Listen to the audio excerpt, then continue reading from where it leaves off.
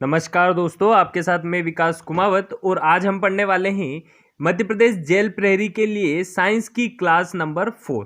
ठीक है दोस्तों, इसके पहले हम 3 क्लास पढ़ चुके थे जिसमें हमने प्रीवियस क्वेश्चन सोल्व किए थे और उनके कॉन्सेप्ट को समझा था।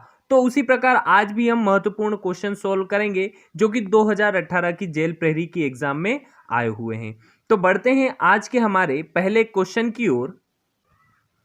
तो दोस्तों आज का हमारा सबसे पहला क्वेश्चन है, निम्नलिखित में से क्या त्वरण की इकाई है। ठीक है दोस्तों, what is the unit of acceleration. तो दोस्तों सबसे पहले तो मैं आपको त्वरण समझा देता हूं कि ये जो त्वरण होता है यह होता क्या है।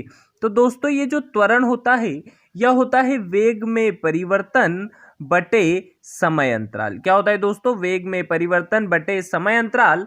और अगर हम यहां से इसकी यूनिट बनाएं तो हमें पता है कि वेग की जो इकाई होती है वो होती है मीटर प्रति सेकेंड और समय की इकाई होती है सेकेंड। तो हम इसे कैसे लिख सकते हैं? मीटर प्रति सेकेंड स्क्वायर। तो हमारा जो मात्रक है किसका? त्वरण की इकाई क्या हो गई? मीटर प्रति सेकेंड स्क्वायर। हमारा ऑप्शन नंबर 3 है। ठीक है दोस्तों, तो त्वरण किसे कहा जाता है? वेग में परिवर्तन बटे समय अंतराल को क्या कहा जाता है? तो वह त्वरण कहा जाता है।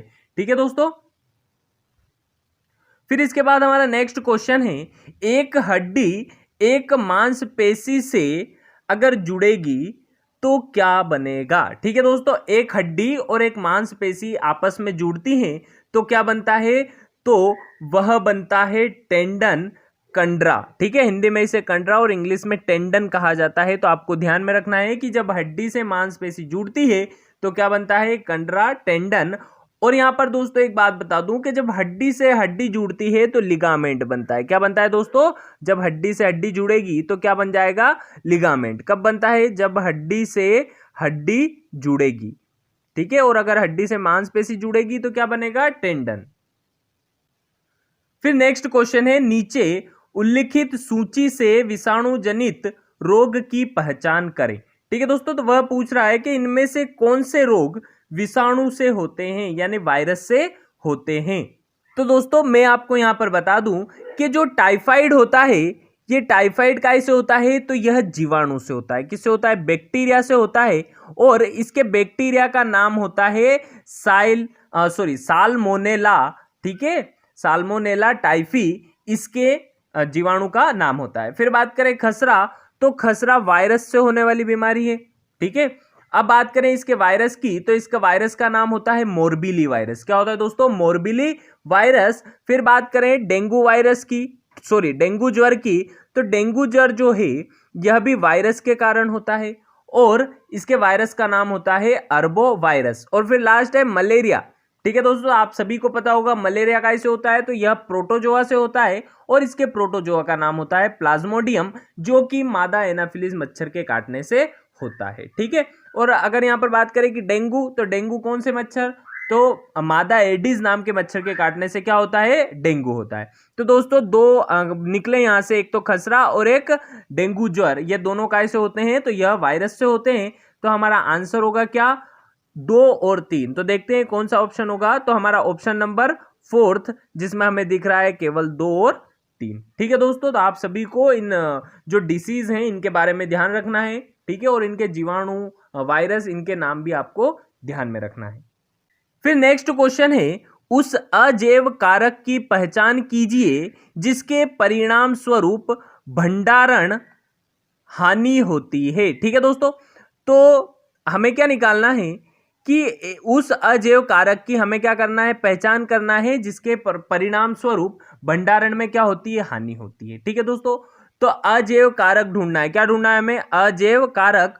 तो वो होती है दोस्तों नमी। क्या होती है दोस्तों? नमी। नमी के भंडारण से, नमी को अगर देखा जाए तो उसके भंडारण से क्या होगी? हमें हानि होगी। तो हमारा आंसर क्या हो गया? नमी, मॉइस्चर। फिर इसके बाद दोस्तों नेक्स्ट क्वेश्चन है, अनिल जब 12 वर्ष का था तब उसका कद 150.7 सेंटीमीटर था। वर्तमान में उसका कद 165.3 सेंटीमीटर है। तो अनिल के कद में आया अंतर निम्न है। ठीक है दोस्तों, तो क्या करना है? पहले कितना था? तो पहले 150 था और बाद में कितना हो गया?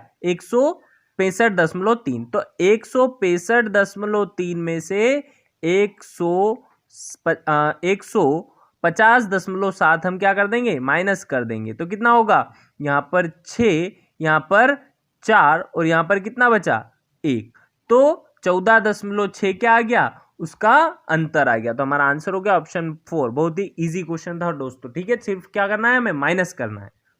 रिक्त स्थान की उपस्थिति के कारण झींगा और तितलियां एक ही फाइलम से संबंधित हैं, ठीक है दोस्तों। तो किसके बारे में बात हो रही है, झींगा और तितलियां। तो दोस्तों ये जो एक ही फाइलम में आती है, इसका कारण होता है इनके संधित पैर, ठीक है। क्या होता है, जॉइंटेड लेग्स, जो इनके पैर होते हैं उसके कारण यह एक ही फाइलम में आती है। कौन कौन, झींगा और तितलियां। फिर इसके बाद नेक्स्ट क्वेश्चन है, वाष्पीकरण की दर निम्नलिखित में से किस कारक पर निर्भर नहीं करती है, ठीक है दोस्तों। वाष्पीकरण, ठीक है, एवोप्रेशन, जब वाष्पीकरण होता है किसी भी द्रव का तो किस पर निर्भर नहीं करता, तो दोस्तों वह निर्भर नहीं करता उस द्रव के कलर पर, कलर ऑफ द लिक्विड, उस द्रव के कलर से वाष्पीकरण का कोई लेना देना नहीं होता। कौन से भी कलर का द्रव हो उसका वाष्पीकरण होगा, ठीक है। वाष्पीकरण और जो द्रव है उसके रंग में कोई भी संबंध नहीं होता है। फिर इसके बाद हमारा नेक्स्ट क्वेश्चन है, कंपन का आयाम रिक्त स्थान होता है, ठीक है दोस्तों। अब जो कंपन होता है उसका आयाम क्या होता है, तो दोस्तों सबसे पहले तो आप आयाम के बारे में जान लीजिए। मान लो कि यह एक कोई वस्तु है, ठीक है, और यह अभी कहाँ है, ये इसकी माध्य स्थिति में, इसे क्या कहा जाता है दोस्तों, माध्य स्थिति। अब क्या कर रहा है, ये अपनी माध्य स्थिति के इधर और इधर, ये दोनों तरफ जो ये गति करता है इसे कहा जाता है कंपन, ठीक है दोस्तों। तो ये अपने माध्य स्थिति के इधर भी गति करेगा और इधर भी, इसे क्या कहा जाता है, कंपन। और ये क्या है, ये इसके आयाम है, ये क्या है, इसके आयाम। तो कंपन का आयाम होता है, तो क्या होता है, माध्य स्थिति के दोनों ओर। तो देखते हैं हम, हमारा आंसर क्या हो सकता है, तो हमारा आंसर होगा माध्य स्थिति से अधिकतम विस्थापन। तो बिल्कुल सही है, माध्य स्थिति से कहां तक जाएगा, जैसा कि मैंने आपको अभी बताया कि ये इसकी माध्य स्थिति है, और माध्य स्थिति से जहां तक भी जाएगा वो इसका क्या कहलाएगा, तो वो इसका आयाम कहलाएगा। क्या कहलाएगा दोस्तों, आयाम। तो माध्य स्थिति से अधिकतम विस्थापन को क्या कहा जाता है, तो आयाम कहा जाता है। इसी प्रकार हमारा आंसर हो गया option first, maximum displacement from the mean position, माध्य स्थिति से अधिकतम विस्थापन। फिर इसके बाद नेक्स्ट क्वेश्चन जो कि मोस्ट इंपोर्टेंट क्वेश्चन है दोस्तों, आप सभी को ध्यान में रखना है। एक चींटी काटती है तो त्वचा में किस अम्ल को अंतःक्षिप्त कर देती है, यानी कि जब हमें कोई चींटी काटती है तो उसके द्वारा हमारी त्वचा में कौन सा अम्ल, कौन सा एसिड छोड़ा जाता है। तो वह अम्ल कौन सा होता है दोस्तों, आप सभी को पता होगा, बहुत ही इजी हो। आंसर है क्या है, फॉर्मिक अम्ल। फॉर्मूला होता है HCOOH, ठीक है। इसे मेथेनोइक अम्ल के नाम से भी जाना जाता है। क्या कहा जाता है इसे, मेथेनोइक अम्ल। तो आपको ध्यान में रखना है कि इसे मेथेनोइक अम्ल भी कहा जाता है, और काय में पाया जाता है, तो यह चींटियों में पाया जाता है। अब बात करें यहाँ पर सल्फ्यूरिक अम्ल, तो सल्फ्यूरिक अम्ल का फार्मूला होता है H2SO4। क्या होता है दोस्तों, H2SO4। फिर नेक्स्ट क्वेश्चन है, एक छोटे खंड से पूर्ण जीव में वृद्धि करने की एक जीव की क्षमता को क्या कहते हैं। तो दोस्तों बहुत ही इजी क्वेश्चन है और कई बार कई सारी एग्जाम में पूछा जा चुका है। तो ध्यान रखना कि जब एक छोटे खंड से पूर्ण जीव में जो कोई जीव वृद्धि करता है तो उसे, उस जीव की जो क्षमता होती है उसे कहा जाता है पुनर्जनन, ठीक है दोस्तों। आपको ध्यान में रखना है क्या कहा जाता है, पुनर्जनन। फिर अगला क्वेश्चन है, अगर हम प्रेक्षित करें कि हवा स्थान A से स्थान B पर जा रही है तो, ठीक है दोस्तों। तो सबसे पहले तो मैं आपको बता दूं कि हवाएं क्यों चलती है। आपको अगर ये बात पता होगी तो आप इसका आंसर बहुत ही इजी है और आप सभी लोग दे सकते हैं। तो क्या होता है कि जब हवाएं चलती हैं तो हवा उस स्थान से चलती है जहां पर दाब अधिक होता है, ठीक है। दाब अधिक होगा वहां से हवाएं चलेगी और हमेशा कहां जाएगी, जहां दाब कम होगा। तो दोस्तों अगर हवा स्थान A से चल रही है तो A पे क्या होगा, उच्च दाब होगा, हाई प्रेशर होगा, और बी पर जा रही है तो बी पर कैसा होगा, लो प्रेशर होगा, निम्न दाब होगा। तो उसी प्रकार हम हमारे आंसर देखते हैं। स्थान ए उच्च ऊंचाई पर है और बी निम्न ऊंचाई पर है। ठीक है दोस्तों, तो अगर यहां से ऊंचाई को कॉन्सेप्ट में लें तो ऊंचाई पर जाने पर तो दाब कम होता जाता है। ठीक है, तो उच्च ऊंचाई पर दाब कम होगा, परंतु हवाएं कहां से चल रही है, ए से। तो ये बिल्कुल गलत हो गया, क्योंकि अगर ये ए निम्न ऊंचाई पर होता और बी उच्च ऊंचाई पर होता तो हमारा आंसर हो सकता था। फिर उसके बाद में नेक्स्ट है, ए उच्च दाब पर है और बी निम्न दाब पर, जो कि हमारा सही आंसर है। तो हमारा आंसर हो गया ऑप्शन नंबर 2, स्थान ए उच्च दाब पर है और बी निम्न दाब पर है। फिर नेक्स्ट क्वेश्चन है, जब हम पहाड़ पर ऊपर चढ़ते हैं तो क्या होता है। ठीक है दोस्तों, कल भी एक ऐसा क्वेश्चन आया था कि जब हम पहाड़ पर चढ़ते हैं तो उसका आंसर था कि हम गुरुत्व के विरुद्ध कार्य करते हैं। और दोस्तों मैंने आपसे कल एक क्वेश्चन भी पूछा था कि हमारा जो मानव शरीर है उसकी कार्यात्मक और संरचनात्मक इकाई क्या होती है। तो क्या होती है दोस्तों, तो वह होती है सेल, कोशिका। क्या होती है, सेल, कोशिका। आप सभी को ध्यान में रखना है। ठीक है, तो आप आंसर दिया करो, मैं कमेंट सेक्शन देखता हूं, बहुत कम बच्चे आंसर देते हैं। ठीक है, वीडियो खत्म होने के बाद आप कमेंट सेक्शन में भी इसका आंसर दें ताकि आपकी भी प्रैक्टिस हो और आपको भी सही आंसर का पता चले। ठीक है दोस्तों, तो कल का आंसर हो गया क्या, सेल। अब हम बात करते हैं कि जब हम पहाड़ पर ऊपर चढ़ते हैं तो क्या होता है। तो पढ़ते हैं हम हमारे ऑप्शन, तापमान बढ़ता है, दाब बढ़ता है। तो दोस्तों क्या होता है कि जब हम पहाड़ पर चढ़ते हैं तो जैसे जैसे हम पहाड़ पर ऊपर की ओर चढ़ते हैं तो दाब क्या होता जाता है, कम होता जाता है, और तापमान भी क्या होता जाता है, तो तापमान भी कम होता जाता है। आपको ध्यान में रखना है, तापमान भी कम होता है और दाब भी कम होता है। तो इस प्रकार हमारा आंसर हो गया ऑप्शन नंबर 4, तापमान और दाब दोनों घटते हैं। ठीक है, हमारा आंसर क्या हो गया, both temperature and pressure decreases. ठीक है, ध्यान में रखना है आपको बात। ठीक है, आपने देखा भी होगा और पढ़ा भी होगा बुक में कि जब पहाड़ पर हम खाना पकाते हैं तो हमें अधिक समय लगता है, तो उसका कारण होता है दाब। ठीक है, दाब क्या होता जाता है, पहाड़ पर जैसे जैसे हम चढ़ते हैं वैसे वैसे दाब घटता जाता है, क्योंकि पहाड़ों पर हवाएं तेज चलती हैं और तेज हवाओं के चलने के कारण वहां पर दाब कैसा होगा, तो वहां पर दाब कम होता है। फिर इसके बाद नेक्स्ट क्वेश्चन है, पानी के क्वथनांक को क्या होगा जब थोड़ा सामान्य नमक पानी में डाला जाए और फिर गर्म किया जाए। ठीक है दोस्तों, तो बात हो रही है क्वथनांक की, बॉइलिंग पॉइंट की।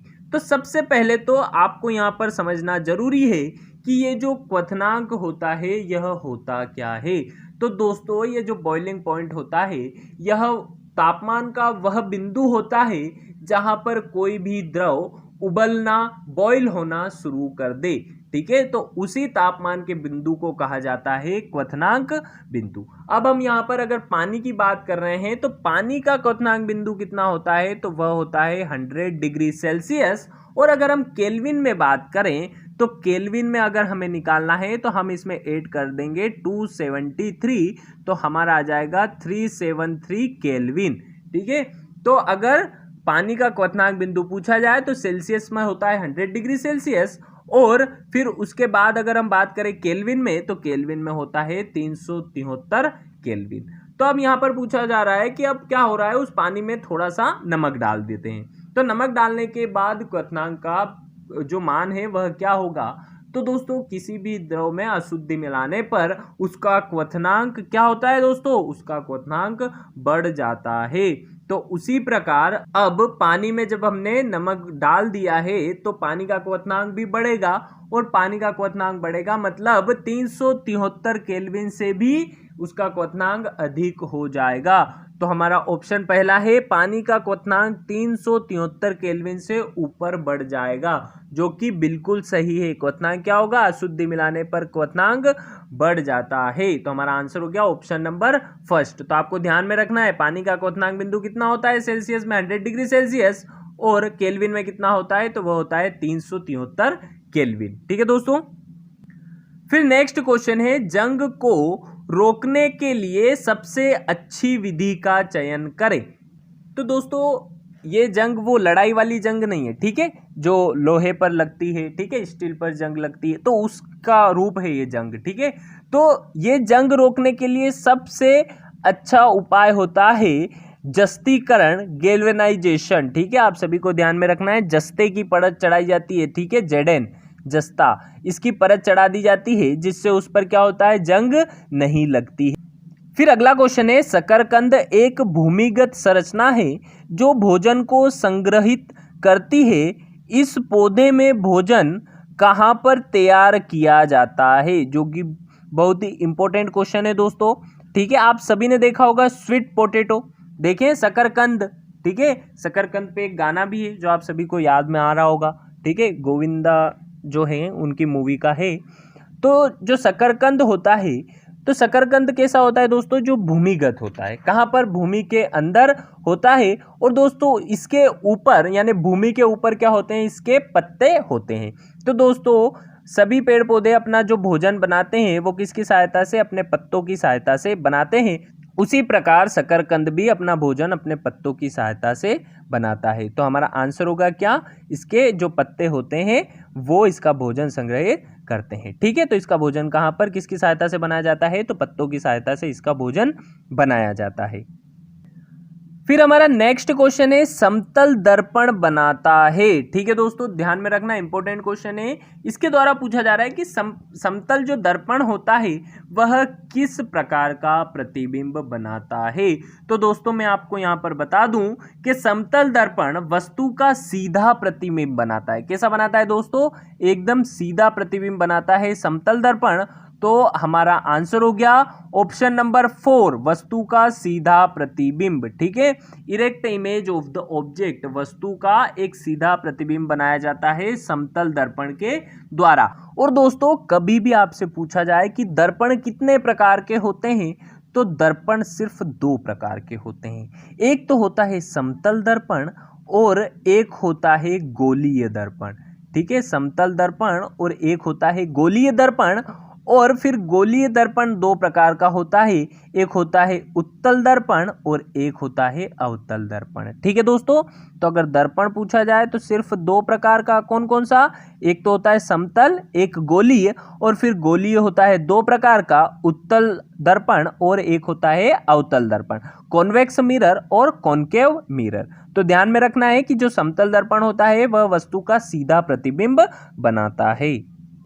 फिर इसके बाद अगला क्वेश्चन है, निम्नलिखित में से कौन सा समन्यूट्रॉनिक का सही सेट है, ठीक है दोस्तों। सबसे पहले तो हम बात करें, नया वर्ड आया समन्यूट्रॉनिक। तो समन्यूट्रॉनिक का मतलब क्या होता है दोस्तों, जो आइसोटोन्स होते हैं इसे आइसोटोन्स कहा जाता है। और आइसोन्यूट्रॉनिक में क्या होता है कि इनमें जो समन्यूट्रॉनिक होते हैं इनमें क्या होता है कि न्यूट्रॉनों की संख्या समान होती है। क्या होती है दोस्तों, न्यूट्रॉनों की संख्या समान।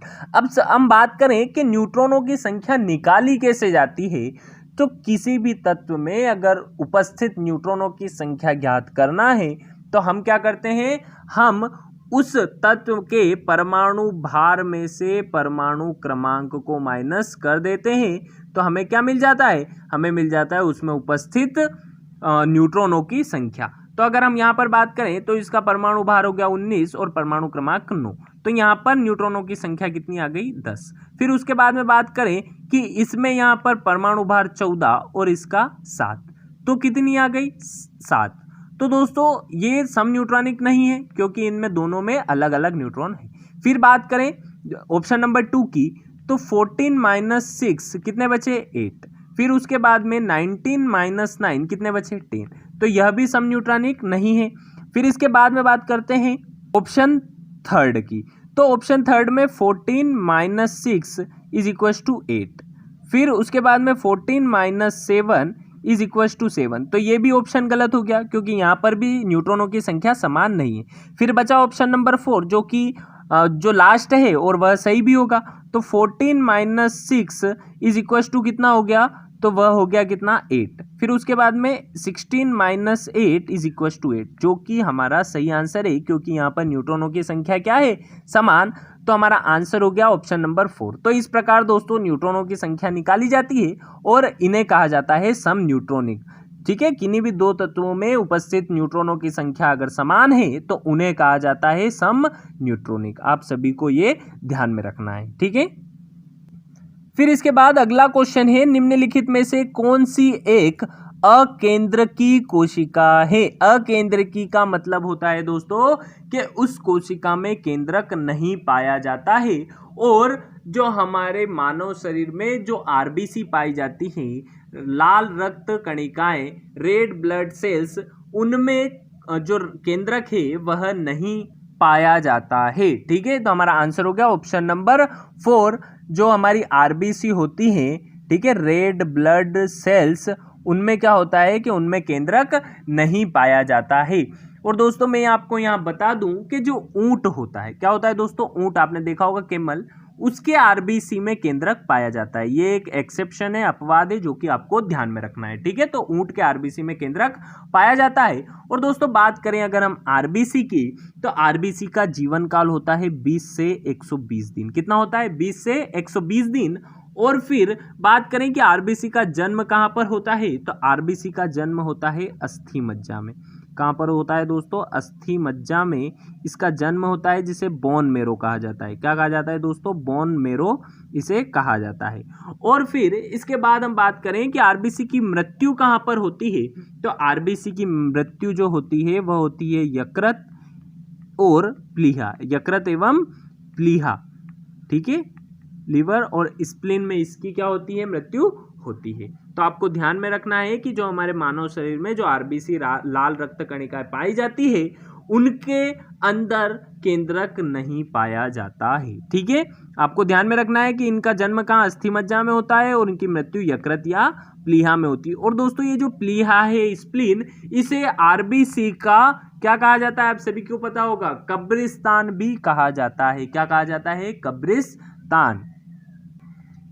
फिर हमारा नेक्स्ट क्वेश्चन है दोस्तों, दो समान पात्रों ए और बी में 75 डिग्री सेल्सियस पर बराबर मात्रा में गर्म पानी है। ए की बाहरी सतह को काले रंग से और बी की बाहरी सतह को सफेद रंग से पेंट किया जाता है। 10 मिनट के बाद यदि ए का तापमान 55 डिग्री सेल्सियस पाया गया तो बी का तापमान क्या होगा, ठीक है दोस्तों। तो अब इस क्वेश्चन का आंसर बहुत ही इजी है। मैं आपको एक बार एक नियम के बारे में बता दूं तो आप इसका आंसर आसानी से दे सकते हैं, ठीक है दोस्तों। तो इतना बड़ा क्वेश्चन सिर्फ घुमाने के लिए उसके द्वारा दिया गया है। अब क्या होगा दोस्तों कि ए पर क्या कर रहा है, वो ब्लैक कोटिंग कर रहा है, और बी पर क्या कर रहा है, तो बी पर व्हाइट कोटिंग कर रहा है। अब क्या होगा दोस्तों, हम सभी को पता है कि जो काला रंग होता है वह क्या होता है, अच्छा अवशोषक होता है, ठीक है दोस्तों। अब यहाँ पर एक वैज्ञानिक थे जिनका नाम था किरचॉफ, और किरचॉफ के द्वारा एक नियम दिया गया कि अच्छे अवशोषक अच्छे उत्सर्जक भी होते हैं, यानी कि जो भी अच्छा अवशोषक होगा वही उतना अच्छा उत्सर्जक भी होगा। तो इसी प्रकार ए पर क्या हो रही है, ब्लैक कोडिंग की जा रही है, काला रंग चढ़ाया जा रहा है, तो वह अच्छा अवशोषक होने के साथ साथ एक अच्छा उत्सर्जक भी होगा। तो इसी प्रकार उसका ए का तापमान कितना है, 55 डिग्री सेल्सियस। तो उसी प्रकार जो बी है उसका तापमान क्या होगा, तो बी जिस पर व्हाइट कलर चढ़ाया गया है उसका तापमान होगा 55 डिग्री सेल्सियस से अधिक। तो हमारा आंसर हो गया ऑप्शन नंबर 3, 55 डिग्री सेल्सियस से अधिक। तो आप सभी को किरचॉफ का नियम ध्यान में रखना है। किसने दिया था, किरचॉफ ने नियम दिया था, क्या दिया था, अच्छे अवशोषक अच्छे उत्सर्जक होते हैं। तो उसी प्रकार ए का तापमान कितना है, 55 डिग्री सेल्सियस। तो फिर बी पर जिस पर व्हाइट कोटिंग की गई है उसका तापमान कितना हो जाएगा, 55 डिग्री सेल्सियस से अधिक। ठीक है दोस्तों, आप सभी को क्लियर हो पाया होगा। ठीक है दोस्तों, मिलते हैं नेक्स्ट वीडियो में। वीडियो अगर अच्छा लगा हो तो वीडियो को लाइक कर दें, कमेंट करके मुझे बताएं कि आपको वीडियो कैसा लगा, और अपने दोस्तों के साथ भी इसे शेयर करें। मिलते हैं दोस्तों नेक्स्ट वीडियो में। जय हिंद, जय भारत।